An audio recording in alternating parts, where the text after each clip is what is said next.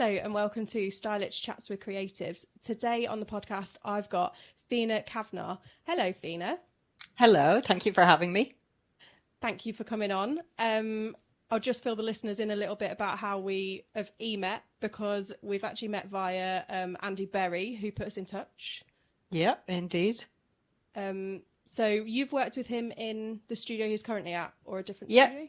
no, the studio he's currently at. I freelanced for there for years, and Andy came in as a new person, and we kind of, trained him up there, and now he's the one that I'm turning to saying, "How do you want this done?" So Yeah, that's cool. He's becoming top dog, or so I like to tell him. I'm sure he loved that title. Oh, totally. So you're a retoucher and a graphic designer, right? Is that right? Yeah, I'm a photographer, a retoucher, a graphic designer.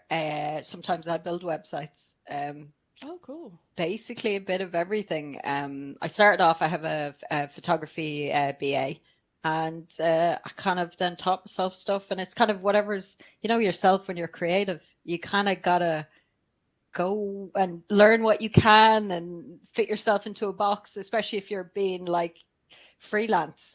You kind of have to have all these different hats that you wear. So yeah, it's a bit of everything. Yeah, that's cool. How did you get into photography? So I was actually studying marine biology. Oh. Yeah, in Scotland. That was my dream, to be a marine biologist. And when I was 18, I started to get some dizzy spells and falling over and stuff like that. And it turned out I had epilepsy. Oh, So yeah, I couldn't scuba dive anymore, which was a bummer. And I was very sick. I didn't deal well with the medications that they kind of gave me. And after about 6 months or so, I just wasn't physically capable of continuing on with college. So at Christmas, I just didn't go back then after Christmas. And I was sick for a couple of years trying to figure out, got quite, I suppose, down and depressed about the whole thing. Yeah. Then just kind of had to, with a lot of help and therapy and different meds and trying different things and all that. My family, thank God, they've been lifesavers. Were really supportive. And then I just kind of pulled myself up and said, right, what now? Yeah. Kind of just try to figure something out. So we have CAO, which is where you apply to college basically in Ireland. And there's a book and it literally has all the courses of college. So I sat down and I read the book. Yeah. And I ticked off what sounded cool. Yeah. And photography was one of them. And the only way to get in to do photography was to have a portfolio for the way that I wanted to go in. So I did what we call a PLC course, which is just like a year. Yeah. And I did that and got it to college. So yeah, university, I suppose now it's changed, but so it was hard, but we got there. That's amazing. I bet after having a couple of years where you were juggling, trying to figure out how to get back on your feet, I bet afterwards when you got into college, I bet that was such a good feeling where you're like, oh, I've done it. It was actually because I was actually in hospital when the portfolios need to be handed in. So they let me out for the weekend just so I could do basically the portfolio. And then I had to go back in on Monday. So me and my dad just printed the photos, stuck them all together in a big folder. And he submitted it because I was in the hospital. So he basically, submitted my portfolio. And then, when the points came back, because they give you points out of 600 or whatever. I think I got something like 450, which for a weekend wasn't too bad. I was quite happy with. So, and then I was chuffed. And then that was the thing. I was like, right, I'm going to make this work now. And the first day of college, I met my husband. Cute. Was he doing the same course? He was, yeah. He was, he's actually 17 years older than me. And he has been all over the world. He's lived here, he's lived there. He's lived in New York. He was there at 9/11. Wow. Yeah, he was in construction and painting, all kinds of stuff like that. And he came home to Ireland after 9/11 and decided he wanted to get a degree and did some film stuff and decided he loved photography. First day of college, saw him across the room and said, "That's the guy." Oh, It's that's ridiculous. It's disgusting. It's like those rom-coms. You're like, eh. Every time I think about it, I'm like, vom. But it's, it's cute. oh, it's really cute. Oh man, I can't imagine what he felt when to be there at 9/11. Like I remember coming home from school and watching it on TV and being like, what the fuck is going on? Me too. Literally in the bus, they told us, got home straight on the TV. It was like, what's happening? Yeah, he was right in the city that day, so could see it from, he wasn't at the towers or anything, but they could see it from afar. And obviously they could only go certain ways because roads were being blocked off and all kinds of stuff. Yeah. So he's told me about it and everything. But I mean, the country got crazy after that. So, Yeah. and loads of people just had to come home. So him and his then girlfriend came home and like, yeah, I think he misses it sometimes. He says he would like to bring me because I've never been to New York. Yeah. So we'd definitely go someday. Yeah, yeah. It's one of those cities, isn't it, where I think I went when I was a teenager and I think there's still something that you need to go and see it. It's just one of those places. Yeah. I think it's just, yeah, one of those places you really have to see, But I think until everything calms down a little bit with what's been going on in the world, I think I'll wait a little while, Yeah. Ever since COVID, no big trips, Yeah. Every time I'm in a plane, it feels like an incubator for germs now. Yeah, yeah. I think like I've only flown twice, maybe 3 times since COVID, and I got really anxious about even being in the supermarket. I was like, nope. It was tough, and obviously when, like us, you never know when you're people with chronic illnesses, how it can affect, what you're living with day to day, because sometimes you can just be a little bit more susceptible to things or something can happen, and can affect you a different way. And that can cause major issues. So like with because I have fibromyalgia, and with fibromyalgia and the same with, to a certain extent, to ME as well, which I have friends who have, your body can just crash and that's it, So I was quite worried about getting COVID. I wasn't great during COVID, but it was kind of like an everyday experience for me because I feel like that every day. So it was a bit like, okay, well, apart from the sore throat, this isn't too bad. But one of the boosters got me. I have never felt so bad in my life. I thought I was dying. I was frozen. I was under, I think, 3 blankets, an hoodie, 2 hot water bottles, and I was shaking from the cold. Oh, jeez. Yeah, they caught my other half out. I ended up having like a massive lump on my arm that was like a cricket ball, and then my other half had like, they've since said it was not heart palpitations, but like something to do with his heart during after having the injection. It kind of like swelled a bit. And it was something to do with the injection, but because it was a new injection, they couldn't really tell what was going to happen. So he was having like night sweats and panicking and just not in a good way. No, the poor thing. Yeah, that booster was bad. The rest of them were okay, except for the fact that I was high as a kite. completely like, woo. I couldn't stand up. They were like, "Are you okay?" I was like, "Yeah, I'm great. I can't stand, but I'm really good." My dad said I was talking absolute nonsense, so he had to bring me to get some chocolate. So you never know. I think I'm just a lightweight when it comes to that kind of stuff. Well, I suppose though, if you're taking pain meds, do you take pain meds quite regularly? Sometimes I find... Try and avoid it. I'm on a good few. I think I'm on about 4 meds at the moment, but a lot of pain meds don't work for fibromyalgia. So, and then yourself with kind of endometriosis or anything like that. Sometimes it works, sometimes it doesn't. It can take the edge off. Yeah. So it's kind of how much of an edge you need taken off. But I'd end up taking them every day. So I like my liver. I would like it Yeah. to stay in one Yeah. piece. So I try and avoid it unless I absolutely have to. Yeah. But I do obviously have the usual Nurofen and everything that everybody else has in their cupboard, and I go, right, okay, I'll take one, Yeah. Yeah. But if I try and I use other things, and you do your best with what you have. Yeah, I'm the same. I try not to take. I take CBD every day, Hmm. but I try not to take pain meds because beyond cocodamol and some. Well, I've still got some codeine actually left over from my operation, which hopefully my surgeon's not listening. But the other month I was like really in pain. Like I woke up in pain, Hmm. and Nath, my other half, said to me, he went, just grab one of your codeine and that'll be fine.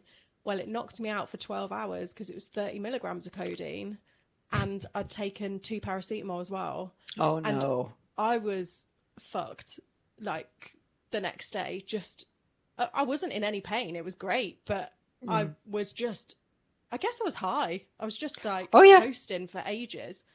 Yeah, all of that stuff, just any kind of painkiller that's above, a Nurofen plus anything with codeine as well, I get a bit of high off of.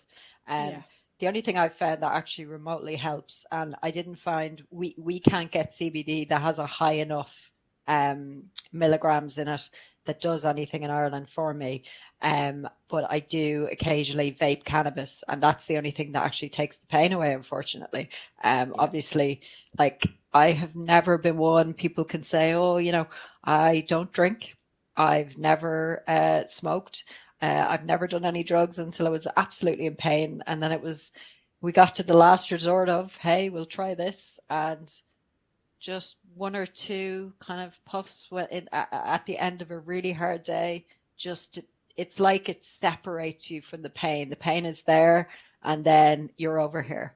And Yeah. I mean, it's the only thing you can do. I wish Yeah. they'd come up with alternatives, to be honest. But Yeah.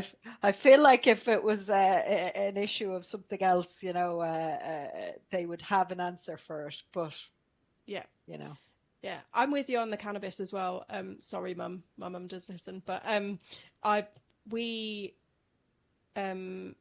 decided to try it because I was waking up in loads of pain. mm, Um, and then I actually like make a coconut oil with it, and then I put it in like hot chocolate. yeah, And it's the only thing that then the next day I'm not waking up groggy. I'm not like it seems to take like you say, it completely takes the edge off for me, and I can yeah. sleep, which I think is often, if you can't sleep, it then makes your pain worse. It completely does. Your body cannot. The only time that you get a moment's respite is when you are unconscious. Yeah.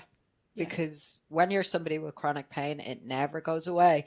And even like sitting here chatting, I mean, I can name the points off the top of my head where I'm currently feeling pain. Do you know, like there are so many, but you don't get any respite from that. And then if you're not sleeping on top of that, that just drags you down to a level of, oh dear God, do you know?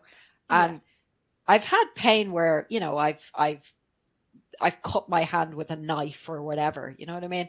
That Yeah. is a temporary pain that will heal, But when you have a constant pain that is, I'd almost rather, now obviously different people, different ways, and I never wish anything bad on anybody, but I will almost rather a pain that was a short burst of pain and if I could say every day, right, I'm going to be in agony for an hour, and then I could not deal with it after that, I would take that over the constant, it's just in you. Mm-hmm. You Yeah. you are almost the pain, Yeah. and the pain is you, and there's no respite from it, Yeah. not a single second of a day, and it's that, I suppose, that makes it hard sometimes when you're trying to juggle everything in your life, that you're just like, I just love 5 minutes off. Yeah. And I think for me, having a bit of cannabis does that. It Yeah. just takes me, almost shuts me down for a little bit. That Hmm. sounds awful, but it almost shuts me down enough to just be like, oh, okay, right, I can cope with this now. Yeah, exactly. And for me as well, I suffer with a lot of nausea. It helps with that because I get hungry, Yeah. and I'll Yeah. actually eat without, if I'm feeling particularly nauseous, a hit, and the need to vomit, just that feeling of being on a sea where everything's just like, oh dear God, it just goes away, you know? Yeah. Now, the only downside is I can't work when I'm obviously taking it. Yeah. So it's definitely not something that you can just go, right, I'll have this and go to work. It's like, no, I'll have this later when I get home from work. But it's, you know, I was never one for, I'm kind of live and let live. As long as I'm hurting nobody and they're hurting me, or not hurting me, should I say, we're good, do you know? Yeah. I don't control others and they don't control me, basically. Yeah, I'm the same. And I think, like, if it helps, because much like yourself, I was told that I'd need, like, I think it was tramadol. And then when I looked into it, I thought, oh, actually, I'd rather have my stomach and my liver for now. Thanks. Oh, completely. And we just got talking about it. And my other half was like, we need to try CBD and then cannabis if you want to, because it's obviously it's not going to fuck your stomach up. So, like, it was quite scary to being offered tramadol. And then you're like, what's the next thing after tramadol? And it's like morphine or something, which is what they give you after you've had an operation. And I'm like, so where does this stop? Because your body then starts to tolerate these things. And then you're going to need more. If you go back in for another laparoscopy, you're going to need more morphine and everything else to even alleviate some of the pain. So it's kind of, it's finding that balance, I think, of like I mean, we know from, you know, the world, the news, everything that, you know, in the world there are, especially in, you know, definitely in American stuff, obviously we hear about it more there, and I'm sure there is in Ireland and the UK. There are opioid pandemic. Like, this is the thing now. Opioids are so addictive. And I mean, I was on 4 or 5 medications to do with epilepsy and everything. And a lot of those medications are multi-purpose. They're not specifically for epilepsy. They're for depression. They're for, you know, all different kinds of things. And they have massive side effects on your body. And I have experienced vomiting from the medication. I've experienced paranoia. I've experienced like depression. I've experienced more epilepsy attacks, like more seizures from taking the anti-seizure medication. I've had I've random rashes and bruises. We couldn't figure out where I was getting bruises from, and it was actually to do with the medication, strangely. Really random places, like the backs of your knees. Oh, weird. And I was like, it wasn't a case of, like, people were like, you must be bumping into things. I was like, how do you bump there? It's like, it's not like you just walk into it, because yes, I am a klutz, but I'm not walking backwards into things. I'm walking forwards, trust me. So it was a lot of side effects. So I was very reticent to take anything else that was, I mean, all you have to do is take out the piece of paper that comes with those and read it to think, oh dear God, like there are more things that this could cause versus what it can help.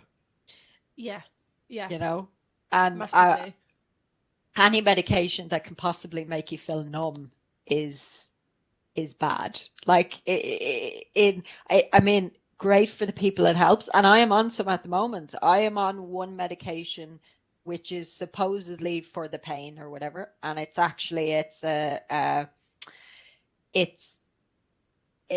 kind of, it just takes the edge off in a mental way. Do you know what I mean? They use it for people with depression and stuff like that. I have had depression. I don't particularly suffer from it at the moment. But this is more that I'm able to cope better with the pain. Yeah. So it just evens everything out onto a level. And it's great. Yeah. And I don't have any problems with it. And I think anybody who, you know, needs to take these things, go for it, you know. But I don't think it should be the first thing. I think there should be looked into, you know what I mean? I definitely gained as much from going to therapy as I did from taking any medication.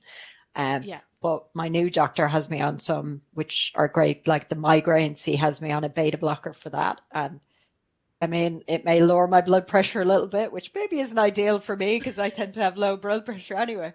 But it's been great. Like living, I used to have migraines, at least maybe once a week and headaches in between then. So taking that edge off has been fantastic. Yeah. Migraines are proper arseholes. Like, me and my sister and my mum actually all suffer with migraines, and I lose the vision and then look like I've had a heart attack. My whole face drops Oh and I get God. sick and everything. And then I feel like drunk and then kind of hungover for 2 days. Yeah. And me and my sister have the same, but touch wood, I've not had one in about a year, but I used to get them really frequently when I was younger. They are the worst. I mean, how do Yeah. you like for us when you're dealing with creative stuff and you're on a job and you get a migraine starting? I mean, what can you do? Because I mean, I'd be the same. It's not exactly one eye goes blurred and then looks like a TV static. So it's Yeah. all like that. And I can't edit Yeah. edit anything when I can only see out of one eye. My depth perception completely goes. Yeah. And if I don't take a painkiller and lie down within a half an hour, I'll be Yeah. on the floor somewhere. Yeah. I'm the same. I actually I carry cocodamol in my kit bag now, Yep. onto every set just in case I can feel one coming. Yep. But there has been times where one's come on. I actually had a panic attack in a studio probably about 6 months ago, maybe a little bit longer, and it then brought on a migraine. But I'd never had a panic attack before, so I didn't really know what was going on. And I was talking to my mate all the way through it, and just internally, like, just I don't know. It was really hard to describe, and then ended up with a migraine and had to go and buy some like really cheap sunglasses from the shop just to get through the afternoon. I was like around in these like horrible like £1 rich auntie sunglasses that were huge, covered all my face, and I was like, I can't look at the light. But yeah, it's horrible. That's probably the last time I had one, maybe. But that was brought on because of a panic attack.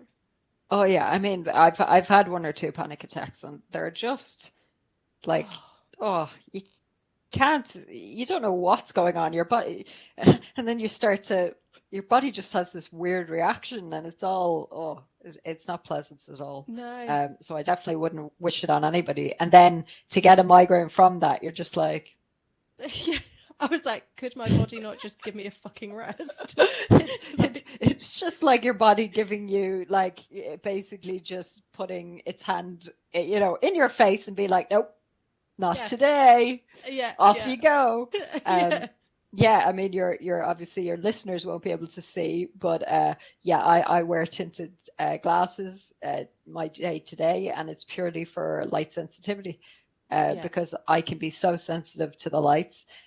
So it's actually, I don't even have to wear my glasses every day, but I pretty much wear these ones constantly just to take the edge off. Because some days I go out and, those days, actually a sunny day isn't as bad sometimes because I can turn my back sometimes to the light. It's a white day. When you get a day where the sky, I mean, anybody who lives in the UK and Ireland knows what I'm talking about. It's that where the sky is just so white and everything's so bright, but yet it's a really horrible day. And I can't take those days. I have to, sometimes I'm walking around in sunglasses and I'm pretty sure people are going, look at your one thinking she's Bono or something. And I'm like, it's just bright. So I don't want to deal with this. So was the light sensitivity brought on by your epilepsy? No, it seems to have been more coinciding with the fibromyalgia. But technically the fibromyalgia can be linked to the epilepsy. So everything is kind of linked together. When you get one thing, it definitely is a snowball, if you know what I mean. Yeah. I've definitely found that a lot of this stuff is linked together, and something can kind of a knock-on effect and cause the other one. So fibromyalgia, for anybody who doesn't know exactly, they don't exactly know what it is. It's an umbrella term, and actually same ME, or what used to be called chronic fatigue syndrome, which personally is a terrible name. Because that's not actually what it is as such, and it makes it sound like, oh, I'm tired. Yeah, it's far more than that. They're umbrella terms when they don't really know what's wrong. They tend to be chronic pain, a lot of fatigue, and then there's all these side effects that go with them, anywhere from migraines to vomiting to some people I know who end up not being able to walk or do things. And you know, so it definitely had, but a lot of them are also linked to trauma. And I definitely had a lot of trauma from the epilepsy and a lot of stuff that happened then from that and how I was feeling. So I think as well with the operations, my body just had enough, and kind of, it's almost like my nerves for me, and this is just the way it works for me, it's like my nerves are in constant overdrive, and things that you experience as a touch, you know what I mean? To me is like, please don't do that. Yeah. That's painful. Some days I don't like to be touched at all, because it literally feels like somebody is, it's like if I press on somebody's hand and it for a second and they're like, oh, you're pressing on my hand. And to me, 2 seconds later, the pain is just excruciating. And I'm like, oh, I hate when you're somewhere with somebody you doesn't know. And it tends to be a guy, and they'll be like, hi, and they'll slap you in the shoulder or something. And you're like, yeah. Yeah. Oh. Yeah.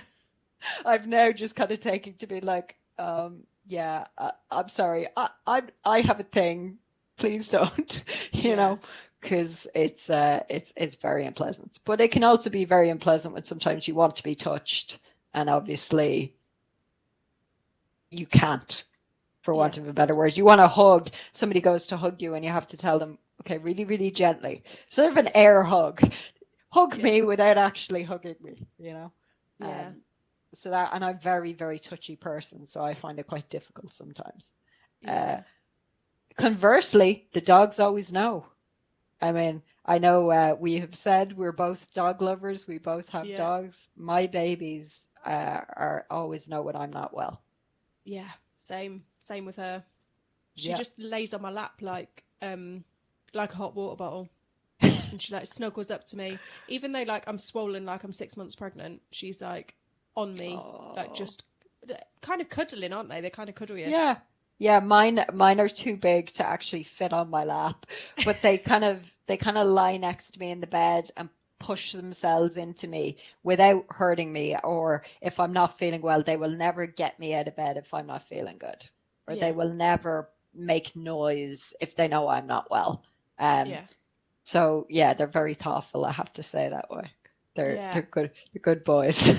I think they can sense like your aura, and I think they 100%. Can sense some sort of like stuff that we can't see. I think they've just got this sixth sense that we can't see, and they just go, "Yeah, Mum needs a cuddle." Exactly. Too close. I mean, maybe they can smell it, because they sometimes say that dogs can like almost know when somebody's going to have like an epilepsy attack or even a heart attack sometimes, and they're aware of it. And obviously they can be trained for as to help people who have seizures and disorders like that. So they must know something we don't know. Yeah, I really do think they do, especially like when we take her to the vets and she's like, no, not having any of this. And it's like, it smells like Dettol and bleach, and she's like, no, absolutely not. Smells like death. Yeah. They know. They're like, nope, not going. I have to bring mine to the vet soon, actually, for their annual checkup. It takes 2 people to get them in. It's like they're too big and too strong, and they just pull. You're like, oh, you're so good, but you need to get this done. And they're like, nope, not having it. Yeah, we use Primula cheese with her now. So we like literally slather her mouth in Primula cheese, and then I'm like to the vet, like, go. One of mine cannot be bought. Really? Yeah, he's not like, some dogs are very much. Indy, who is the youngest one, you could buy him with a piece of cheese or a piece of meat, or frankly, you could pretty much buy him with a crumb off the floor. He not a bother with it. He'd just be like, huh? Really? Is there a piece of plastic that may or may not have meat on it? I will lick it. The other one's like, nah, I'm not that stupid. You don't think, in my head, they have voices, but same. He's just like, nah, I'm not doing that. I'm not stupid. You go away. Don't try and trick me. Yeah, it's always the worst when you have to try and give her flea and worming tablets, and I have to put it in like, what did I use last time? I think it was coconut oil, peanut butter, and like some sort of dog pate, and mixed it all together and then crushed the tablets in. I was like, I feel like I'm off Breaking Bad here. Oh yeah, completely. I mean, all Axel does is he'll take it in his mouth, he'll do this, move it around a bit, and then spit the tablet out. I'm like, dude, I actually had to take to just literally holding, like very gently holding his muzzle until he swallowed and kind of rubbing his throat and going, come on, Oh, swallow, really? swallow. And he still just sits there and glares at you. And the minute you're not looking, he like sticks his tongue out the side of his mouth and pushes the tablet out. I'm like, man. how are you this smart? Yeah. Also, just take your bloody tablets, hun. Yeah, like I even melted cheese in the microwave and wrapped it around it, so it would be glue, and he still managed to take it out. I don't know why. Don't know what, how he knows or why he bothers. It would have been quicker to just swallow the tablet. He's like, no, it's arsenic, it's cyanide or something. I'm not swallowing this. Oh, they're just too funny, aren't they? Oh, yeah, but we wouldn't be without them. No, we're the same. It's our fur child, to be honest. Yeah, I mean, we have our babies, and that's that. People are like, when are you going to have kids? I was like, I have two. What do you mean? Yeah, we have that same question. We have it less now, but yeah, we definitely had that to begin with. I think before, when we got engaged and I'd had my first endo surgery, I got told that basically we couldn't have children unless we had IVF, and my other half didn't want kids anyway. Yep. So we were like, well, what's the point in going through IVF when one of us doesn't want kids anyway? Yeah. And I wasn't really like that worried. I was kind of like, well, if it happens, it happens. If not, no bother. Pretty much like that. We've talked about it. We might start trying when we have the house finished, but if it happens, it happens. If it doesn't, I'm not. Yeah. I mean, we're crazy auntie and uncle now, so that's quite good fun. We get to send all the noisy toys. We're the ones who just say, yeah, jump on the sofa, eat whatever you want. I mean, we're those naughty. We're naughty now, but you're the fun ones. Yeah. I know we'll like be going to them when they hit 18. Do you want to go get tattooed, or do you want to piercing? No. Come with us. Sure, why not? Yeah. But yeah, we definitely had like a lot of people question when we were gonna have kids, and actually people questioned my mum. They were going to my mum like, oh, when are Charlotte and Nathan having children? And my mum actually had to text me and was like, can I tell them the story, because it's making me feel uncomfortable that they're even asking. And I guess it's that like, it's societal expectation though, isn't it, of like life script is like this, and then when a spanner gets thrown in the works, everyone still expects you to somehow figure out to get back on the same life script. And I said to her, I was like, tell them whatever you want, because she sat in the consultations with me on my first laparoscopy and stuff, so she heard all of it.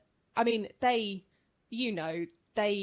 literally talk to you about how you shit, how sex is, how your periods are, everything. And I was like, you just tell them whatever information you want. I was like, there's been so many nurses, so many doctors that have looked in my fanny now. We may as well just tell the world about it, because it just, you hit a point, don't you, where you're just like, it's going to make life easier for people to know what's the matter. Oh, completely. And I mean, I kind of feel like at this point, you have so many people, just as you said, looking everywhere. Actually, I do have a story about that. I also have interstitial cystitis. So that obviously is to do with your bladder and frequency that you need to urinate and all this kind of stuff. And I had to have do they call them installations? I can't remember exactly what they call them. I'm like, installations? Are they installing something? Distillations? Anyway, they put something into your bladder, which basically means that you have to sit there, legs akimbo, and they, get their pipette or whatever and shoot it up there. Oh, And yeah, it's not pleasant. And as it turns out, your urinary tract is a lot smaller than I thought it was, or at least mine is. So it was very painful, and I didn't enjoy it. I hated it, and I had to go every week and get that done. oh, So I was going every week for so many weeks, and I had this. My doctor was sometimes in surgery, so wasn't available, and the nurse knew how hard a time I was having, because to me it was agony. So she got another doctor who was amazing at this, who would talk me through it, and she was great, and she'd get me to breathe, and they'd go through it, because literally she was trying to push it in, and my body was like, nope, rejection, out. So she's trying to do one, I'm pushing the other way, and she's like, okay, breathe, relax. I'm like, okay, here we go. So I relaxed through it. That was fine. One day she wasn't available, and they sent down a guy, surgeon. I don't have a problem. It's fine. yeah. Not a problem. However, he did it. It didn't feel right. Just didn't feel right. It was hard, but it was painful, but it just didn't feel right. Grand, we finished. I stood up, and basically it all came out of my body right there in front of him. Flowed out Oh, all over the floor. I'm just standing there half naked with all of this liquid just flowing out of my body. And I was like, okay. So yeah, he didn't put it in right anyway, or he missed the bladder. As far as he was concerned, he didn't. But because they weren't sure, they couldn't do it again anyway. yeah. So yeah, that was the one time I was kind of embarrassed. I was like, I just peed myself right in front of him. Yeah. Great. Yeah. It was fun. Yeah. So eventually they decided to go a different way, thank God. And that's when I had Botox, which, yes, I have an amazing bladder. It is so young. So young. Snazzy. Yeah, I know. It's like I might as well just, like vajazzle it as well, just to make it extra special, I think. So yeah, that is now the youngest part of my body, my bladder. So I think I'm gonna go. We actually had an insurance problem with that, so it ended up because somebody had written the word chronic, even though it was a new thing, that the insurance would not pay for it. Even though it was it was a chronic condition, but it had just become a chronic condition. And they were like, no, you had it before. I was like, no, I didn't. It is, so they wouldn't pay for it. So, whatever, €4,000 later. Yeah. So I have been waiting patiently to have it done again. So hopefully I will be able to have some this year sometime, because it's only supposed to last. Some people get barely any time, and I was lucky to get years out of it. So I'm really, really hopeful that the next round, will make me even younger, even if it's not visual on the outside. Inside, I'm so young. So I guess I don't really know too much about your medical system over there, but it's slightly different to the UK, although the UK I think is heading to a more insurance-based way. Is it you've all got to have a certain amount of insurance? Is there any free healthcare at all? No, there is. We have public and private healthcare, basically. So you always have, when you go to your doctor, to your GP, you have to pay a fee. Okay, unless you have what's called a medical card, and people can apply for that. That'd be for people on lower incomes and stuff like that. Like when my husband was in college, he had a medical card. But when you're earning over a certain amount or you don't qualify, you have to pay. So every time I go to the doctor, I pay like 50 or 60 euro. Grand, fine.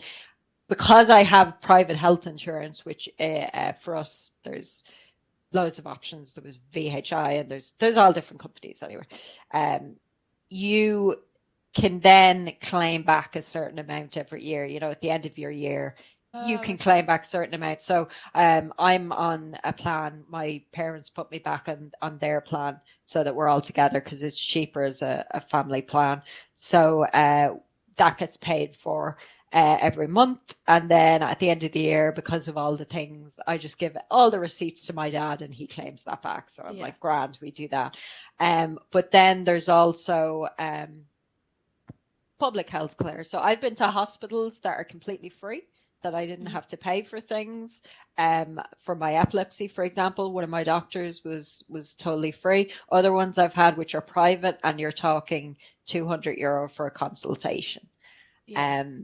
But then you do have to pay for the consultations, but then if you're having an operation, usually you have an excess of say 75, €100, and then after that it's covered. If you were going public, and this is the downside, although it's free, you're going to be waiting because the lists are so long. So it's not like you can just go, if I'm private, I'm going to get seen. I can get seen within, 3 months. You have people waiting years to be seen if it's not life-threatening, for want of a better word. If it's not life-threatening, you can be waiting absolutely years for it, and that can be terrible if anybody desperately needs an operation and can't afford to be on insurance. So that definitely is a downside. But I don't think any of us have countries like a lot of us have gotten the healthcare system correct. But it's it sounds similar to, unfortunately, the NHS at the moment. I had one of my operations NHS and the other one private, because I was in so much pain, and my GP didn't believe me, told me basically in a nutshell to fuck off and that it was my period. And then I got cross. I think I was a bit PMT as well, so that probably added to a bit of the anger. And then I went and paid for a consultation with my surgeon, and that was similar price. That was $250 for a consultation, but he gave me about an hour and a half. Yeah. So and then I went and had then COVID happened, and I had my operation mid-June 21. And then I got my surgeon to email the GP who'd told me to fuck off with all his findings and the pictures of my endometriosis in my covering all of my organs. And then when I rang up and said to my doctor, so I also had the coil fitted under that operation as well, but unfortunately my body pushed it out. But I was losing a lot of blood at the time, so I was continually on for about 6 weeks. And I went to the doctor and was like, can I have some iron supplements or something? This isn't right. And then he went, oh yeah, let me just find where you've had your operation. And then he was sat there for about 10 minutes reading through what the doctor had written, the surgeon had written. And he went, oh, you were really ill, weren't you? And I was like, I still am really ill. And because of you, I had to go private. And hadn't even read it until you got there. Yeah. The surgeon, my surgeon was actually quite funny, but he took pictures as he was taking endo out, and he couldn't find my appendix. He thought I'd had my appendix taken out, but it was so covered in endometriosis that he just couldn't see it. And then I was laid in the bed, coming round, having a bit of dinner or whatever. And he went, oh, I've got some pictures to show you of your insides. And I just went, nah, I'm good. I don't want to see him. And he went, tough shit, you're still hooked up, so you're going to see him. Oh, my God. So he, made me look at them, and I was like, ugh, never eaten, mozzarella on a pizza ever again. I mean, I'm bad. I actually like seeing some of the stuff because I get interested. When Mum was getting something removed in the doctors before, he let me watch it being cut and stuff. I'm not particularly squeamish, which was grand when Mum there actually collapsed last year. She got some bug or something, got sick, started vomiting, starting diarrhea, everything, and lost consciousness and banged her head. And the bathroom was like a war zone. She got carted off to hospital. We couldn't go because COVID. Yeah. And I had to clean the bathroom. Oh, which was the most disgusting thing ever. But I was too busy worrying to really care. I was like, bit of Vicks under the nose, and I was good to go. Good old Vicks. Good old Vicks. It does everything. Covers any smell. And I had very, very clean nostrils after it. They were, for weeks. Yeah, for weeks it was just like, whew. I could still smell everything for a week or so. I was like, I can still smell that. It's a bit like, whew.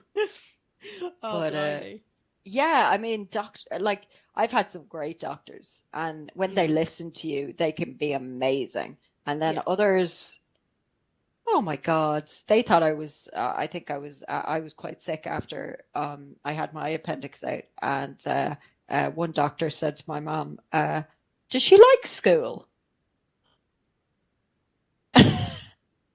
So they just thought I wanted to get out of school, basically, and I was like, oh. What? And as it turned out, my lymphatic system had been compromised, and yeah, I was really sick, and yeah, but I got sorted eventually, thank God. But Yeah. the rest of the stuff, yeah, it's just coping with day to day, as we say. Yeah. Um, I always like comparing it to well, my friend taught me about do you know the spoon theory? Yeah. Yeah. Yeah. I So do. Should we explain it to the listeners Oh, because I'll let you explain it. It's it's such a good one, and you have a lovely melodious voice, whereas they're stuck listening to me at the moment. I don't know. I think there's a lot of listeners going like, "Oh my God, Charlotte's talking again." Well, maybe um, because a lot of people, your listeners, will be English. Maybe I'll get away because maybe the Irish accent is attractive. I don't know. yeah, yeah. But yeah, basically the spoon theory is you start the day with so many spoons, and when you've got a chronic illness, just getting a shower or getting up costs you a spoon, and then sometimes you end up maybe with only two spoons before you've even got showered and dressed. So that's the Hmm. best way, really, the easiest way, really, to explain it, isn't it? I guess. Exactly, and then that we end up because we have tasks to do, like everybody else, borrowing for spoons from the next day, and Mm. that's going to cause a major issue because you can only borrow so many Yeah, before you're going to be out of spoons for the following day, and that's when we have crashes and issues where we can't do things. Um, that was always a good analogy for me, but I also like the video game analogies, basically that we are super super strong, as my friend says, like uh, if what doesn't kill you makes you stronger, we should be fucking superheroes at this stage. yeah, Because, but the idea that, if you're thinking about a health bar or stamina bar, that we have, a really tiny stamina bar doesn't mean we're not super strong. And when we do something, we can kick ass at it.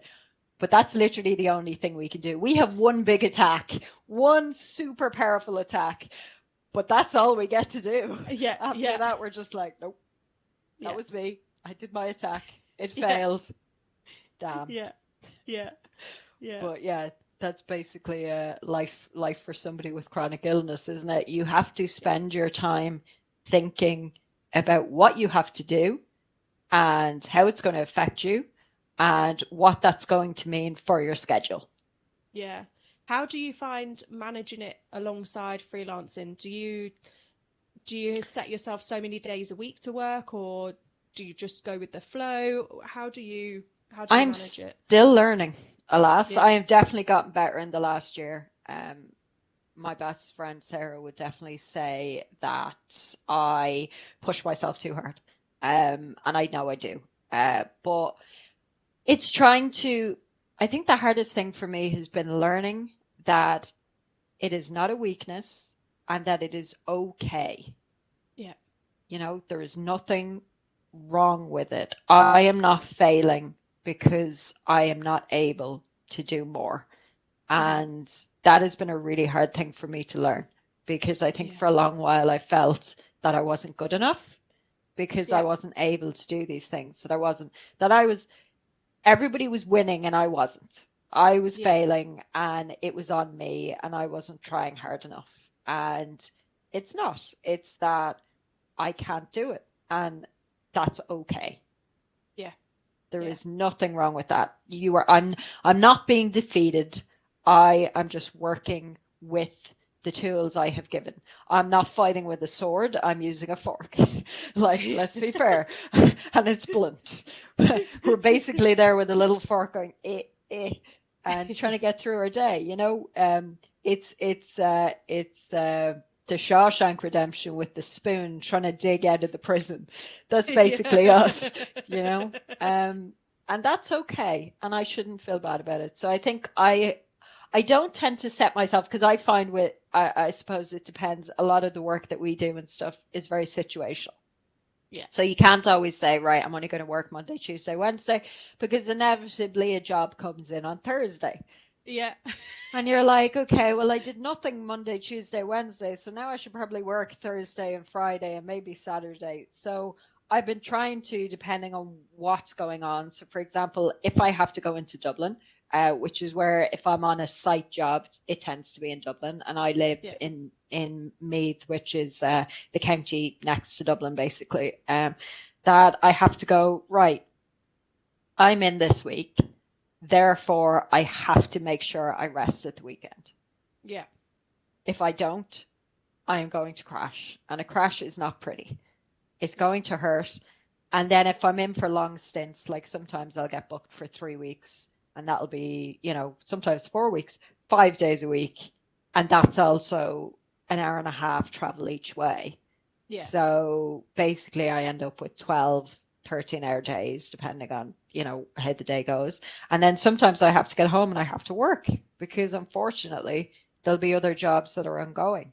But I need to remember, right, this day I need to be in bed early. This day I cannot do extra work. Sometimes it is okay to say, I'm sorry, I am not available. Yeah. But this is what I can do for you.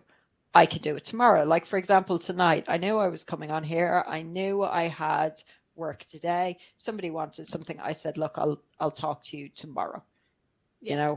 I'll talk to you at the weekend when I'm feeling that I can do it, and I think, I'm sure, like, maybe you find it as well. It's very hard to be creative when you're in pain. Yeah. Yeah. I'm quite, I guess I consider myself quite lucky that my endo and adenomyosis only play up in the week before my period and then the week of my period. Mm-hmm. But I get brain fog. Someone could say to me, oh, can you just go over there and fix that bit on set? And it'll be 6 foot away and I've forgotten what they've said by the time I get to it. So I really struggle with, it's my roller coaster of hormones is quite, can be quite bad. Oh, dog's barking. Thought she would.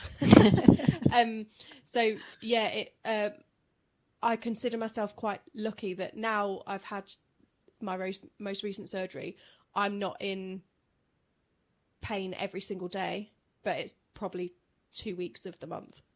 Yeah, I mean, but then you still get days where sometimes I sit down and I get a shooting pain up my arse, and I'm like, great, where's that come from? Yeah, it's so random. I was walking to the bus today and I thought my ribs were separating. Oh. It felt like somebody was pulling them apart. I was like trying to walk down the street, and I was like, if somebody turns to me and says, smile, love, I'm going to punch them. Because I'm actually waiting. It hasn't happened recently, but I'm waiting for the day that somebody says, oh, you should just smile, it might never happen. And I'm like, do you know what chronic pain is? Because I do. Otherwise, shut up. Because I don't care. I mean, I do know from obviously when my doctor said for my endometriosis that it was very much the pain was here, but the actual amount of stuff that he had to take out wasn't as bad, which I think is ridiculous. And he said it was something to do with obviously your hormones, your progesterone and stuff. And he said some people can have barely anything that I need to get rid of and will be in agony. Others will be like glue in there and feel nothing. Yeah. I've had the same conversation. So I went on a endo kind of meetup in Manchester, and one woman had like so much endo that her womb was stuck to her bladder, and she was like, I'm kind of all right unless I'm getting a smear test done. I'm fine. And I had at the time only like 5 or 6 pieces of endo that they could find, but my pain was through the roof. Talking like hot heat patches on both sides. I was going through like a sanitary towel and a tampon every hour, like just insane. And then she's like, yeah, I'm all right. So it makes you think that it's not, that it's all in your head. Yeah. And actually it's not. No. But it's finding that person, the doctor or consultant who listens to you, I think. Yeah, and I mean, I think everybody has different thresholds of pain as well. Yeah. But, you kind of think to yourself, is it not that bad? Is it that I'm just overthinking that this is the worst thing ever? But really, if I gave it to somebody else, they'd be fine. And you think, Yeah. am I just weak? Am I this failure? But actually, everybody, like, there's only so much, everybody has their own threshold. And you don't need to compare yourself to anybody else, that what you take and what you suffer. And I think that was a big lesson to learn as well, because you think, oh, well, I'm not dying, so I shouldn't be feeling bad for myself. Yeah. Or I haven't got, like, I mean, I know people who've, had cancer and who can't walk and who have MS and who have all these illnesses. And you just think, what am I complaining about? But at the exact same time, we are suffering constantly. And I think there's so many people in the world with chronic illnesses who are suffering in silence and not being recognized for what we have to deal with, Yeah. I think it takes quite a strong person to stand up and say to their doctor, like, you're not listening to me. And I think a lot of people I've spoken to who have endo as well have been told time and time again, it's just your period, just your period, just your period. And it's almost like they've been worn down into believing that it's all in the head. And I think that's like, that can be really dangerous, I think. Oh, completely. Because it affects every facet of your life when you're dealing with this kind of pain, Obviously since I got the coil in, my endo has been so much better. I have personally found it great. Obviously, it didn't go great and work for you, unfortunately. But the operation obviously helped you in some ways. I was in bits after the operations. I don't know about you. Jesus. Like, oh, God. Do you know what? The first one I had, I was 27 or 20. Yeah, 27. And I felt like I kind of bounced back. I was like, okay, like, I went back to work probably a little bit too early in hindsight, but I was like, I was still asking people to lift mannequins and stuff for me. I was like, but I kind of bounced back. And then this one I was 33 and I was fucked. But I can't explain it any other way. Nath, my partner, had the week off with me. And then, so he's like helping me get up and down the stairs and, like washing my legs and, helping me in the shower and stuff, because you're cut in your core, you can't really bend or anything, and you're filled with gas, aren't you? And just, the gas is the worst. The last couple haven't been as bad because they didn't use the same kind of gas, but the first ones, at one point I thought I was having a heart attack. Yeah. It got trapped underneath my ribs. And I couldn't move. I was just crying and I couldn't breathe. And it was so bad they weren't going to let me leave the hospital. And when they did let me leave the hospital, I vomited on the motorway out the car on the way home. Just everywhere. Yeah. And the anesthetic doesn't tend to agree with me. So actually I've told them now, and they actually give me a special anti-nausea injection to help. Which was brilliant. I didn't know they could do that. Yeah. I was like, this is great. I had the same. So the first one, the first operation I had, I sat up and vomited on my mum's shoes. And I was telling you I vomited in my mum's shoes. Yeah, so there you go. I mean, like, our poor mums. I mean, their shoes are ruined, though I've just moved my mum's shoes from outside because they were on the landing there, and I have to say she can never tell me I have too many shoes ever again, because that woman has a lot of shoes, so it's fine. She got over it. Yeah, my second operation, I said to I can never pronounce it, but anaesthetist. I said to her, I can't do it either. Yeah. Anaesthetist, no. Yeah, the one who injects you with the good shit. Yeah. I said to her, I actually, one of my veins collapsed in my hand from the last time I had a general anaesthetic, and I said I also felt really sick when I came back round, like I jumped out of an aeroplane. And she went, "Oh, I'll mix you a magic little mix up." And then she went, "Oh, what is it with you youngsters all getting tattooed?" And I was like, "Oh, right, hun." I was like, "Wait till you see me naked." But then the mix she gave me was great, but then when I came round, So I was in this like posh hospital in Chester. So, and the gobshite that I am, I came round and I was shaking a bit, and they put this like billowing like blanket on me to calm me back down.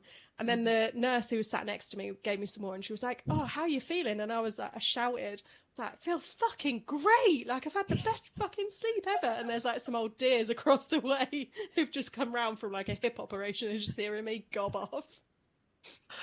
Oh, yeah. Yep. I've said random things. I think when I was a kid and they put me under the first time, I woke up, I grabbed the nurse and I said, Pikachu!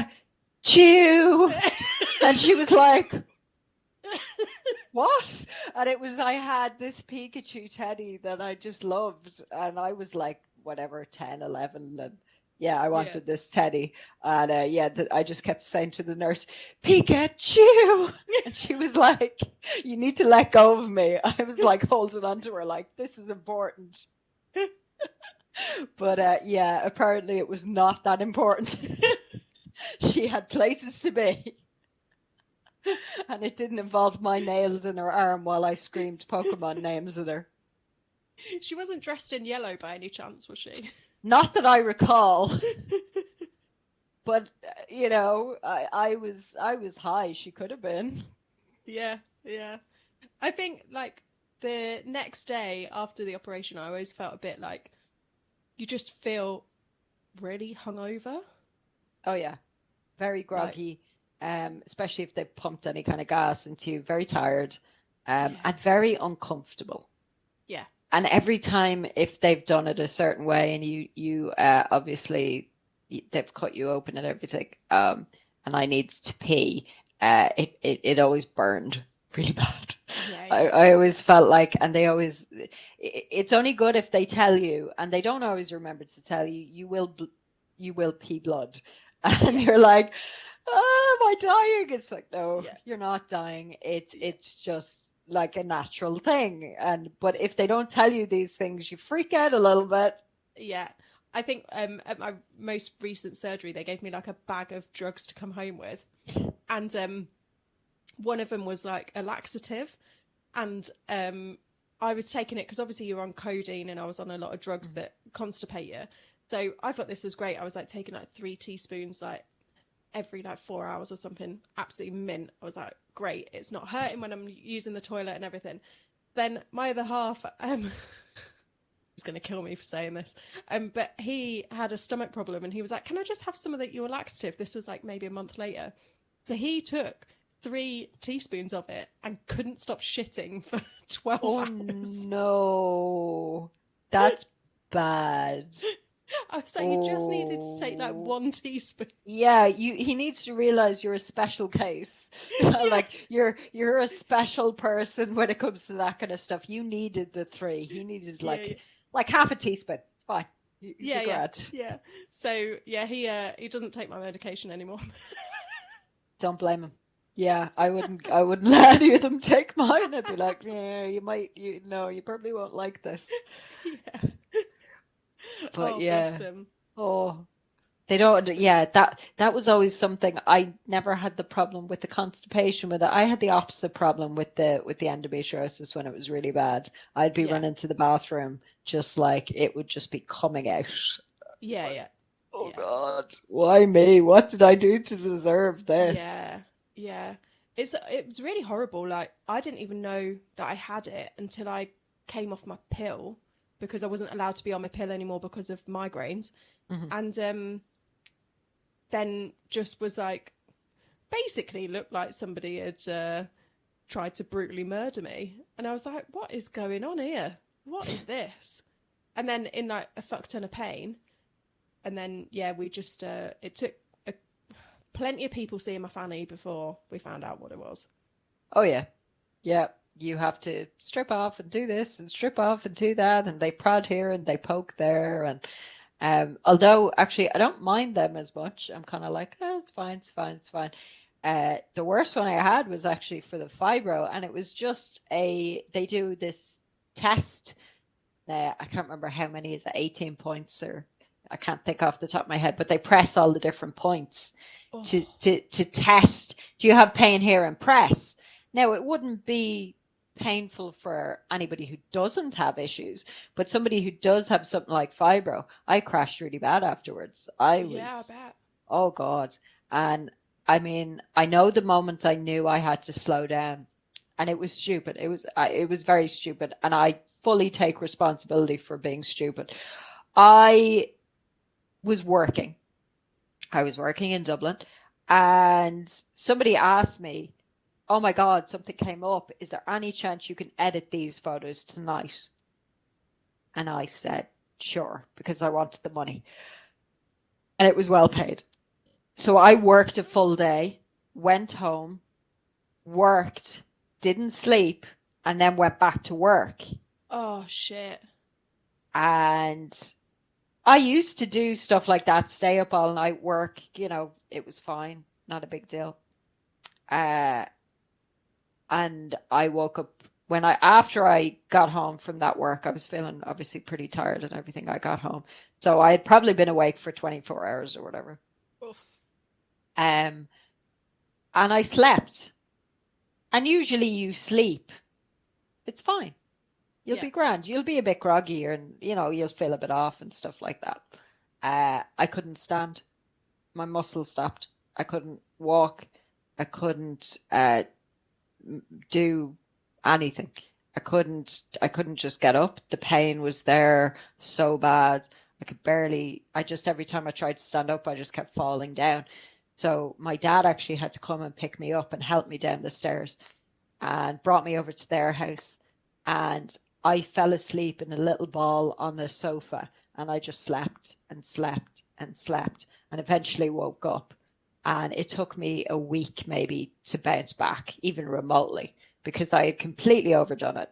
And my body just crashed. I used to go to college. I used to be this. I'd go on 4 hours sleep. I'd do essays in the middle of the night, not a bother. But the minute the fibro started kicking in, I can't do any of that stuff anymore. Yeah. I need my sleep. I need to make sure I rest.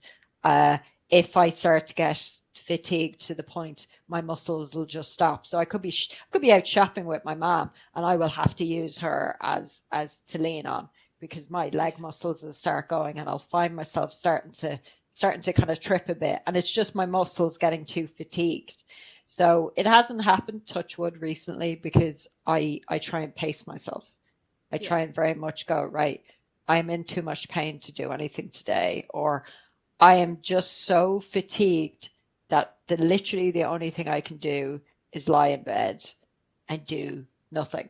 And I mean, people would think, oh, you're just home chilling. And it's like, no, when it gets to the point where I literally cannot play my PlayStation, like I can't even hold the controller up, I wouldn't be able to, like you were talking about brain fog before. Oh my God, it's the worst. When you're trying to hold a conversation and you literally cannot articulate the words. Yeah.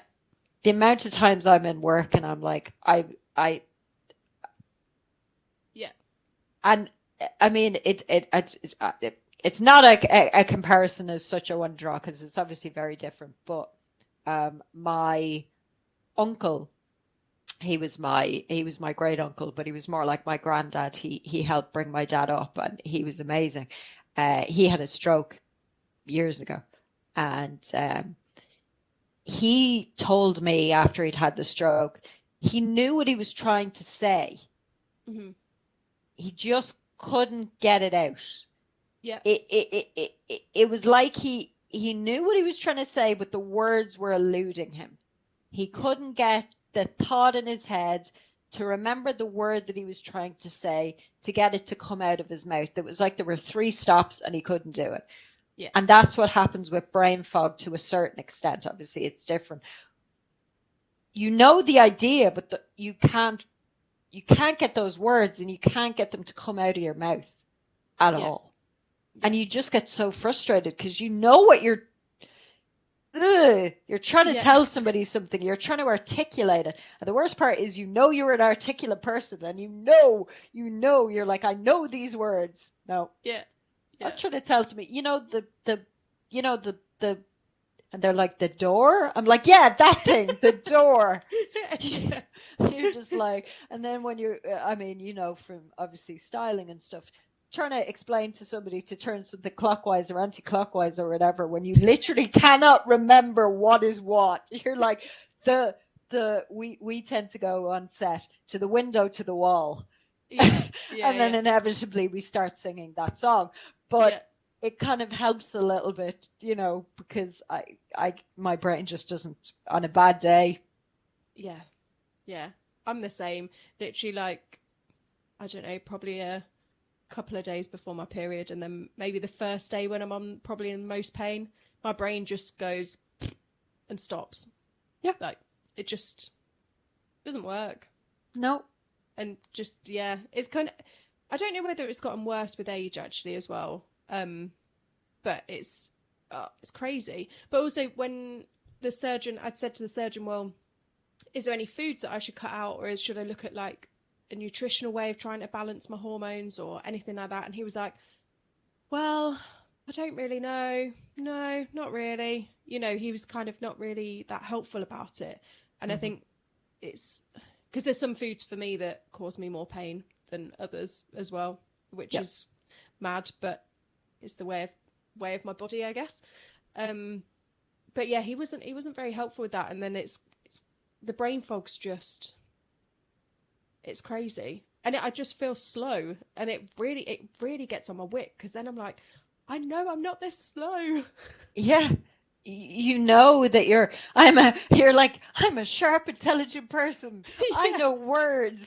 I may not be able to say them, but I know them.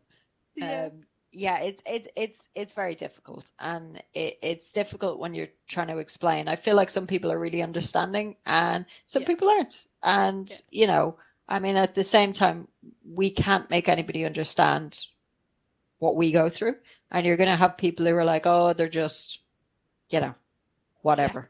And you don't want those people in your life, so you kind of just go, fine. You know, anybody who cares about you will attempt to understand, but I think it is very difficult to explain. And I also feel like unless people see it and almost experience it, like in the sense of being around you on a continuous basis, I feel like that's a hard thing with friends sometimes to explain to them. I have to cancel because I literally cannot walk or do anything today. I just need to lie here. And I feel that that's hard for people. And when people aren't experiencing that every day, it can be difficult for them to comprehend. Like, you can't explain to somebody, you're like, have you ever been so tired that you literally can't talk? You know, and some people find that really difficult to get, but also I don't blame them, because I wouldn't have understood it. Same. And I think that's it. Like, my other half, bless him, like sees all of it, and it's really hard to explain even to family members who don't see us that often. And then they go, oh shit, you're in like loads of pain, when they do see it happen in front of them. But you also I become quite good at masking it. Yes. And I think that in some ways has hindered some relationships, because with friends and family, because they've gone, oh, well, you know, she looks all right most of the time. And because I've masked it, they go, oh, well, she's all right. She's coping. Yeah. And actually inside I'm going, oh, fucking hell, I just want to curl up in a ball and, you know, get high and fall asleep. Yeah, I mean, that's why it's an invisible illness, isn't it? I mean, it is invisible to people. And okay, there are some days where as my mom says, you look like a raccoon, which I do, because I definitely show it in the glasses are great because they cover it a bit, but definitely get black circles around my eyes when I'm having a particularly bad day, or very, very pale. And I'm white anyway, so that says how pale I get. You know, it's definitely a whole, it's ghost territory. You know. Yeah. I feel you. But unless people see that, and even when, so some days you look like I look fine, and Mum says you look good today, I'm like, I really don't feel it. Yeah. You know, and I think actually since moving in with my parents, because we had obviously we moved in during COVID because everything was just, you know, it was hard to be apart from each other. So we said, why not? And I think I think they've gained a better understanding of what it's like of seeing me work, and then just literally just being unable to get out of bed some days, you know. Yeah. And they will never turn to me, which I find, and be like, oh, get up, or oh, you're being lazy or anything like that. They will always just come and check on me, you know. And I think that was a hard thing for my husband at first, was everything. It was trying to understand it. Yeah. I think it's a very hard thing for your partner to see you in pain and not be able to do anything about it. And I think by nature, guys tend to be much more fixers. Yeah. You know, than women. We're much more. We'll sit down and talk to each other, and we won't try and fix things. We'll just be like, yeah. We know. We just wanna vent. I texted my friend earlier about something. I was just like, I'm just gonna moan for a few minutes. Is that okay? And she's like, yeah, totally. Moan, great. Okay, now let's move on to something happy. Whereas Rob tends to be like, okay, what can I do? Yeah. I'm like, there is nothing you can do. Yeah. Just be there. Yeah, this is it. Yeah. I have the same conversation with Nath. He has seen it all unfold, actually. We've been together like 12 years, and this has probably taken over about a decade of that time. And I think he's been there with me along the way, learning what I've learned. He's read the books. He's like tried to understand it. And I think it does really affect your relationship. And I think you have to have quite a strong relationship to be able to say, I just want to cuddle. Just, you know, support me as best you can. And they try and understand as best they can. But it must be so hard because, like we were saying, it's an invisible illness. You can't see it. Mm-hmm. For them to just be like, are you okay? Or, you know, I wake up with, like, they call it pain somnia, don't they? Where you wake up in the middle of the night with pain. Yeah. And he's like, are you okay? And it's like 3 a.m. and I can't feel my legs. Like the front of my legs are in like searing heat and I can't feel them to like move them and stuff. And I'm like coping.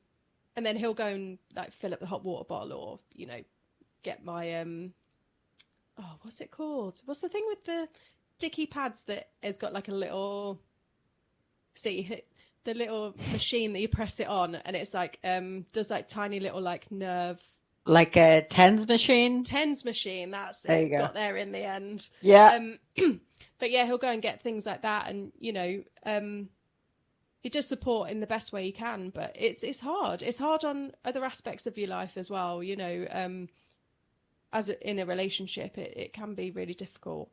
And it's not sexy. Like, no. Nothing sexy about it. You vomiting on the floor, just feeling like shit and everything. It is the most just, and you know, it's when they love you at your, if you know, what is it they say? If you can't love me at my worst, you don't deserve me at my best. Yeah, 100%.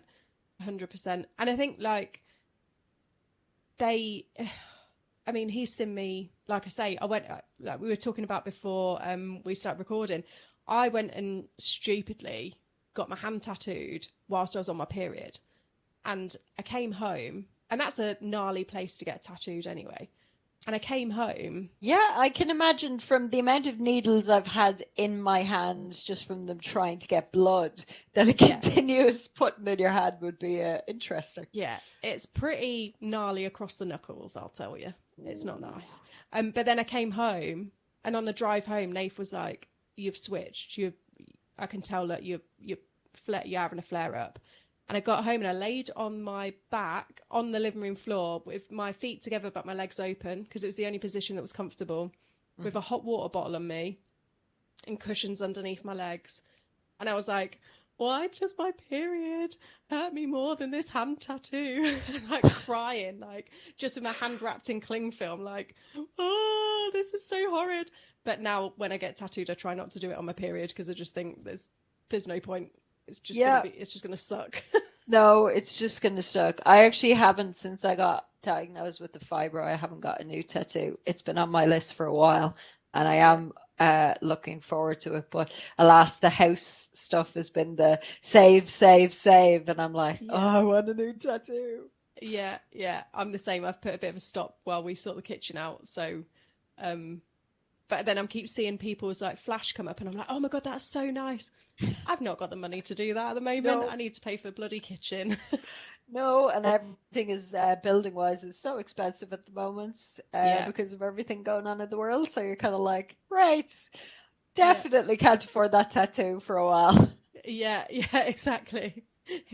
The Exactly. downside of being an adult, priorities. Oh, yeah. Nobody ever tells you, do they? Like, I when we were sorting out the kitchen, I was like looking around the room, like, where's the more adulty adult here? Where's the one telling me what I should be doing? And then I was like, wait, that's me. I'm Yeah, so scared. What if we get this wrong? yeah. And I'm there going, yeah, okay, so I have to put this, and we need this much, and the floor has to go here, and this has to be done, and oh, and you're just Yeah, like, when did this happen? yeah, yeah. Because it When's seems like your only yesterday we were in school. Like, when are we going to be adults? yeah? It's all a lie. Yes, it's all downhill. Yeah.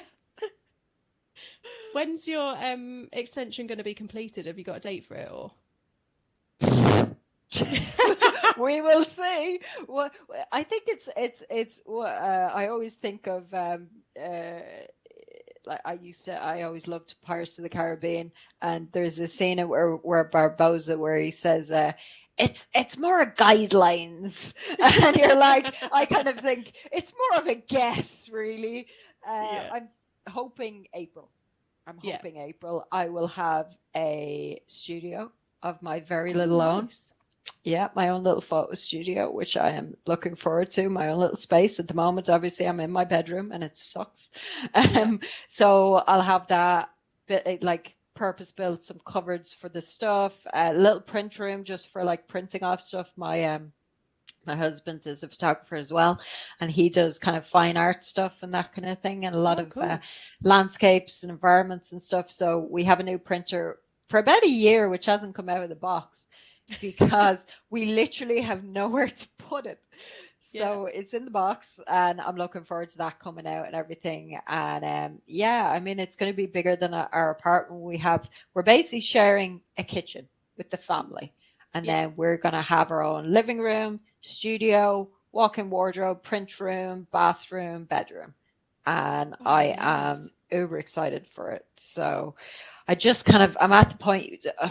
Some of my friends, two of my friends are amazing, Mel and Louise, and I have to name drop them because they both want to listen. So they are both people who have like full on built, like done their houses. Like Louise they did it from scratch. Mel and her boyfriend renovated this amazing lake house, which we go to. Right, like when I say it's on the lake, I mean it's on the lake. It is Oh, amazing. amazing, and we go down there a couple of times a year, and to see them, and it's amazing, so beautiful. And they like document the process, and they thoroughly enjoyed it, and they were all involved, and they're like, okay, we want update photos, and I'm like, right, okay, snap. The photographer who does not want to take a photo, I'm like, I do it for work. In fact, I know I have to send you a headshot, and I literally have to find one because I don't think I've had one for the last 5 years because I Oh, really? literally I'm too busy doing other people's work, Yeah. and I'm like, do I really need a picture of myself? No, it's fine. I'll leave it for later. So I just keep putting it off. So Yeah. I may have short hair in the photo. Who knows? But yeah, they are just like, go tell us all about it. And are you excited? Are you enjoying it? And I'm like, I just want it to be done. Yeah, yeah, I don't, yeah, I don't care about the process. I just want to get to the destination. yeah, yeah, And I'm just ready for it to be there. It's been in the works for so long between saving and getting prepared and yeah, drawing up the plans. I just want it to be done. yeah. It can be like a really long, drawn out process, can't it? Yeah. And I think it's also kind of because, I mean, we're very much like on the chronic illness train today, I think. Because it's an exhausting thing and because there's extra stuff to think of on top of your usual day-to-day stuff. Like, what are we doing in terms of like the floor, and all those details fall to me, to kind of, because we're also doing stuff to mom and dad's house as well. So there's like finding flooring that everybody agrees on, getting mom to pick her bathroom, getting me to do this while working. Yeah. While trying to rest is just a lot. So Yeah. I kind of feel like we've been on this like journey, and I'm at this pace, and I'm just looking forward to a little bit of relaxation, a little bit of rest, a little bit of downtime. I said to Andy actually, right, you need to come over to the new studio, and we're just going to spend a day photographing one product. That's it. We're just going to just take it down into a slowness. And I feel like everything needs to be, I mean, we live in a world where it's like now. And I just feel like I haven't had time to like slow down.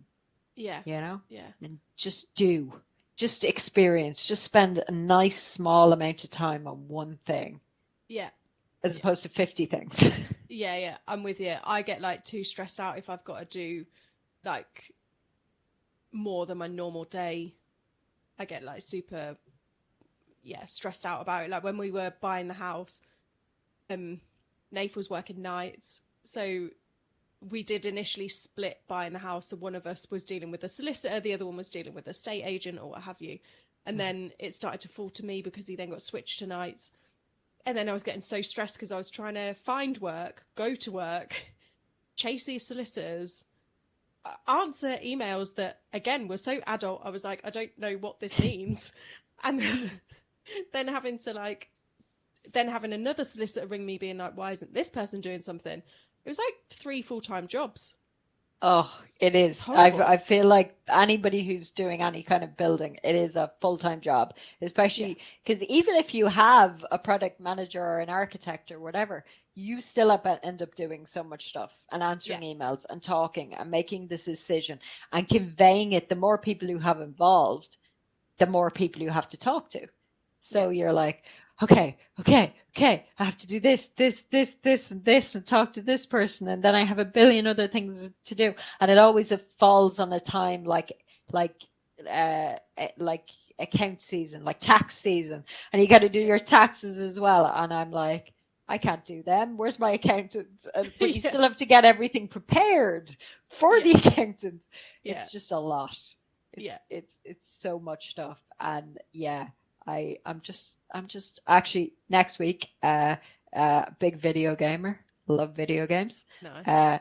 The new Hogwarts Legacy game is coming out, and my brother take the week off, and I'm not going to do, I'll probably have to do some work. I'm going to limit it and just video game. Nice. That is going to be my little holiday to myself. Just nice. Game and just chill. You know, and I mean, inevitably some work will crop up, and that's fine because, you know, I'm thankful to be able to do what I do. I love what I do. And it's great to have people who want you to do those things, you know, but sometimes you're like, oh, I need a break. Yeah, rest is important as well, I think. And I think that's something that I definitely learned over the pandemic was like taking the time to rest makes me better at my job in the long term. Yeah. Like, you know, but also when you're self-employed, it's hard to say no to work when it's being offered to you. It's very hard to say no. And I think sometimes, like, there's been times where I've felt like, okay, a relationship with a client or whatever is not working, you know? And if work is causing you a level of stress that is making you unwell, it is probably not a relationship that is good to continue, you know? And I think that was a very hard thing as well to learn, that sometimes things don't work out, and you don't need to kill yourself for anything or anyone. And there are boundaries that have to be set about what you're doing, you know? And I've definitely had to do that, where it's like, okay, I can't keep working for this person and this person and this person, because it's just too much, you know? And sometimes sometimes everybody's at their own level. Everybody's, you know, needs stuff when they need it. But if somebody needs something constantly now, it's like, well, that's fine, but that's not something that maybe I'm able to provide to you. You know what I mean? Yeah. When you're getting texts at 11 o'clock at night or whatever, you're Oh, just like, no, that's maybe not an acceptable boundary. So I think that was something that I had to learn, where it was like, I don't have to answer. yeah. Yeah. I am not on anybody's call. You know what I mean? I work for myself. If I'm available, I'm available. If I am not available, that is okay. Yeah. I definitely had that. And I think circling back to my operation in 2021, yeah, I put an out of office on for 6 weeks, and it was the best thing I ever did. And I Fair think play. then it taught me like a boundary. And as I was like recovering, I was like, right, how after this operation and after this 6 weeks, what do I want from work? So I don't answer anything after 6 o'clock. I don't do stuff on the weekend if I can really help it. Yeah. Like, I really put these boundaries in, and I think that then makes, like we were saying, it makes you feel more respected within your role as well. And Yeah. you know, I mean, fucking hell, no one should be on their work phone at 11 o'clock at night. Do you know what I mean? Like, Yeah. if people are doing that and they're full time, then they maybe need to have a word with their boss. But it's, it's too much. Like, we don't need to be on the go all the time. It's not healthy for us. No, it's It's 100% not healthy for us, because you, we can enjoy our jobs and we can love what we do. But at the same time, there's working to live and living to work. Do you know what I mean? Yeah. And there's finding that balance, especially when you are trying to realize that you're overdoing it and you can't push yourself beyond those boundaries. And we definitely, I think it seems like it's something that we're both learning, and I definitely have learned about where to find that balance of. Now, sometimes I do like to work at the weekends, but that's purely, I think for me, I have found that sometimes, because my illnesses can be so unpredictable and so hard to schedule around, that sometimes I have to realize that midweek I'm done. Yeah. I can't do anything. Today is a day off. Today is a day in bed, and there is nothing I can do with that. But there's nothing stopping me from switching to a Saturday, you know? And then I'll work on Saturday. But there have been times where I've just had to go, no. And I have now noped out of a week, you know what I mean? Where I've been like, nope, I'm done. There is nothing I can do. I can physically not push myself into this, because I can barely, and you can't do your best work, and you're going to make mistakes. And definitely when you're tired and when you're not well, all you do is make mistakes. And then you look back on it and like, how did I do that? Yeah. How did I manage that? It's Like, well, you were sick, you're not well, and you're working. What do you expect? Yeah, exactly. So exactly. I'm trying to, I'm trying to think, work smarter, not harder. Yeah. I'm with you.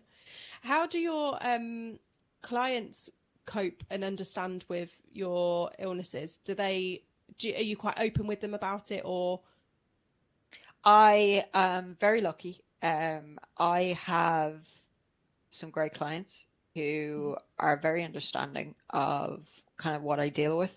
I work for some big companies, but the contacts that I would generally have within those companies would be people that I have sort of grown a relationship with, you know? Yeah. And they're good that way. I think there are certain people I will always try to be available for, and when I will try and work through it. And then there's others that I can very much know, especially I find small businesses. I really love working with small businesses, and I have some great clients who work for themselves as well, and they very much get it, you know, because they're no, I'm not saying everybody does, but I've definitely have some that are like, okay, I totally get it. Don't worry about it. Do you know what I mean? Now, I always say to them, look, if you're absolutely desperate and you do need something, I will do my best. I can't guarantee, but I will do my best. And there have been times where I've been feeling terrible and done some work, to get it to somebody, because I know that if I really said no to them, they're not going to turn around and say, okay, I'll get somebody else. You know, Yeah. They do understand that. So I think I have been lucky that way, that I've had some great people. But I think I also, when there's people who aren't like that, I have a tendency to just not work with them again. Yeah. Because I've reached that point in my career where I'm no longer a 20-something wanting, just doing what anybody wants, and being like, yeah. It's kind of like, well, no. Yeah. I'm not doing that. That's just the way it is, Yeah. So I think it's a balancing act. It's hard. It involves trying to be honest with people, and I do. And a lot of the people now I've known for so long that I can just say, I am having a bad week, or I am having a bad day. I will talk to you tomorrow, and they're great. They're very understanding. I think I'm lucky that way, but I think a lot of people don't have that. Yeah. And definitely I wouldn't say it to a new client. I wouldn't be, you know what I mean? I get to know somebody and I'd be comfortable. I mean, I'm very open about it generally, and I will talk to people about it. I have no problem with it. But obviously there's, when there's somebody you can talk to and when there's somebody you're just going to not tell. Yeah, exactly. I'm probably a bit too blunt and open about it sometimes, and I'll just be like, hey, not that I completely label myself with, hey, it's Charlotte with endo, but sometimes people, quite a lot actually, the discussion's been about menopause recently with colleagues and stuff, so then we get, the floor's open to chat, but you see sometimes the men just look at you like, we're just going to go and get a coffee and go for a vape and we'll come back in 10 minutes. I think you've got the guys who either don't want to talk about it, or you've got the ones who are really, really attentive and listen to you. And you're I think it's very much up and down. I generally have worked with guys who are very chill and very they don't care. Talk about your bodily functions. It's fine.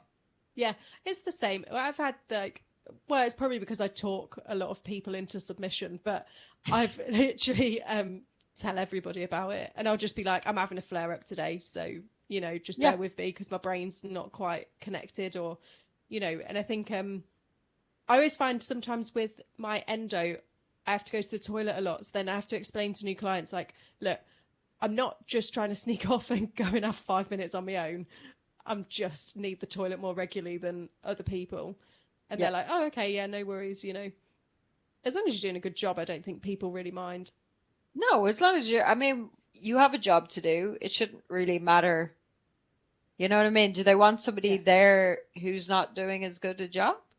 Or they want you going out a bit but doing a better job? Do you know what I mean? It shouldn't matter as long as you get there. As long as you can show what you can do, or you can achieve what they want.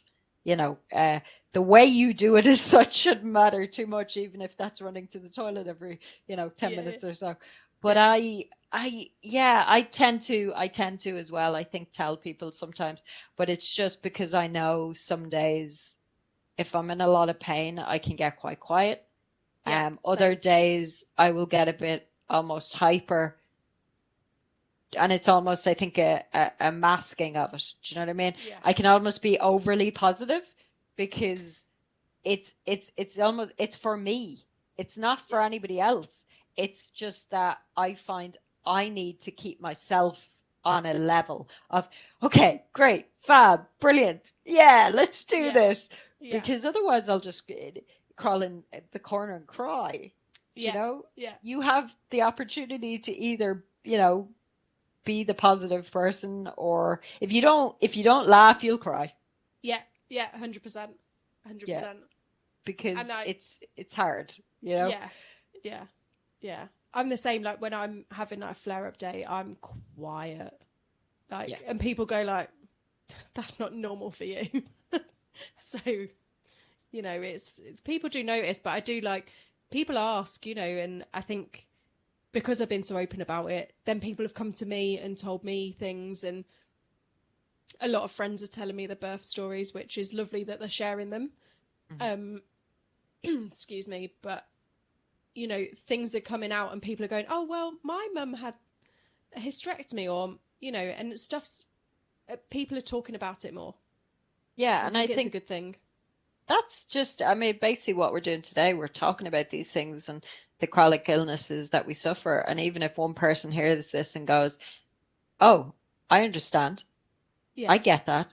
It's good to know that I'm not alone. And that is, I think that's great. And I mean, definitely having people who understand, you know, even if we're all like, all of ours are totally different, and I could be one way and somebody else with fibromyalgia can be a completely different way. Some of them are far more exhaustion based, and some people are far more pain based, and some people get this and some people get that, but it doesn't matter. It's that we're all trying to be understanding of each other, and that some people, you know, are going to have a tougher time than other. But at the end of the day, just because you're having one way or you're in this level of pain and somebody else is in a completely different level, it doesn't cancel each other out. No. It's never a competition. It's just trying to be understanding of what, you know, I mean, we both have endometriosis. Completely different. Yeah. Totally different. Totally different ways of dealing with it. Probably totally different experiences of how it's gone. You know, your pain levels are high and yet you had a lot going on in there. My pain levels are high and yet there wasn't so much going on. But yet that endometriosis and epilepsy also led to the fibromyalgia. And so we've got all these things, but we can support each other. Yeah. You know, and try and be understanding about how that affects everybody's daily life, you know? Yeah, I agree with you.